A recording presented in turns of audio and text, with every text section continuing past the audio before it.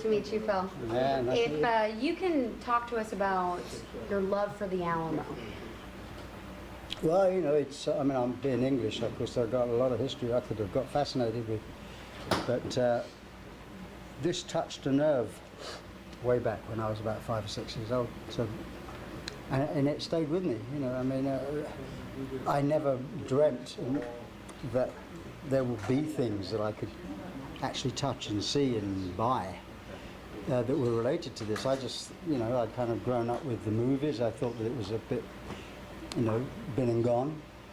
So, but it's just something that I think initially, because of the things that touched me, whether it was the Fess Parker version or the John Wayne version, I think there was the romance of it that touched me as a young kid.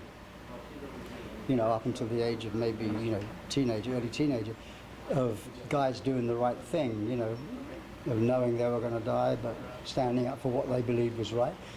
Of course, as you learn more, you learn, even though there's no taking away from the bravery, there was bravery on both sides, you know. And I'm fascinated. The first thing I do when I get here normally is to go to the book department in the gift shop and see if there's anything new I can read about. I mean, I must have read I probably have read every book. I've got it. I kept them at home. And I reread them, and I just hoping that there's something more that I did, you know, to learn something more that I didn't know already. Now, the stuff that you had, you know, back a year or 2 years ago, or even more than that, did you try and talk to the Alamo back then, or they reached out to you later on? They reached out to me, but it just, there's a happy coincidences all the way along the line. I was actually in San Antonio. Looking for a museum to donate it to, and my one stipulation, I didn't want any money for it. I was quite happy to let it go as long as it was going to be on total display all the time and every item, you know, which of course I knew that there were some items down the road that they would see as just being bits of iron, you know, but those bits of iron were to me historic, because they were the pieces that would have been put in the cannons when they ran out of ammunition. And I did see one museum, which is best left nameless, but they never got back to me. And then that evening I went out for dinner with my partner at the history shop, Jim, and Kay Tucker, who I keep talking about, but Kay Tucker, who is Jerry's assistant. She was at the dinner, and she said, well, the Alamo would love it. And I never thought of that. I mean, I know that the Alamo already has too much stuff and can't display it, so I just didn't think it was something that was worth pursuing. But at that moment I stopped looking and we started arranging how to get it here. So. Yeah. And the honor that you feel today being able to be part of this, because now, you know, obviously it will be named after you, and to think that you had something to do with all of this for generations to come. Yeah, I mean, you know, on the musical side, I've had more than my fair share of 15 minutes, you know. I'm just very touched. Actually, I come here and you know, people that live here that, I mean, we never played here, which is interesting, you know.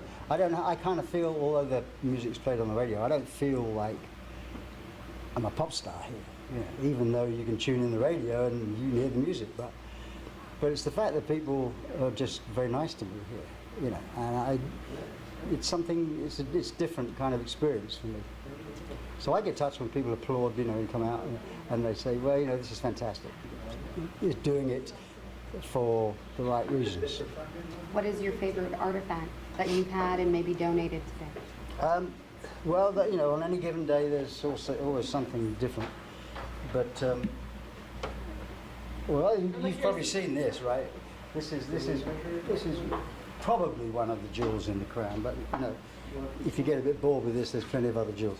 This is Crockett's musket ball pouch, and it's very fragile. And you know, I said earlier that you know, a lot of people think he's a fictitious character, you know, because there was the almanacs, you know, he could, you know, charm a bear out of the tree by doing, you know, it's like there's a lot of folklore and mythology. But he was a real guy, and this really belonged to him. And look, you know, touch it. amazing. So, you know what I mean? It's like that kind of thing that I think is fascinating. Thank you so much. If you wanted to talk about that one, that's pretty interesting. I don't know how we're doing on time, but this tells an interesting story. When the Mexican army arrived on, I think, the 22nd of February, then the Texans retreated to the Alamo. They were looking for provisions. Travis obtained 30 head of beeves, B-E-E-V-E-S as they called it then. Didn't have any cash, so essentially wrote an IOU to, what was the guy's name? Perez. Pettis. Yeah, so, and then later, I think Pettis signed it over to somebody else. But when you lived in a country that didn't have any cash, your IOUs were transferable. It was like continual credit. Okay. There's a lot of IOUs in the collection, and I got about 4 from Dickinson, you know. Yeah, as you say, nobody had any money, so. Yeah, so you made your own currency with these. So this guy would sign it over, he signed it over to them, and then he received, and they could sign it over subsequently to somebody else.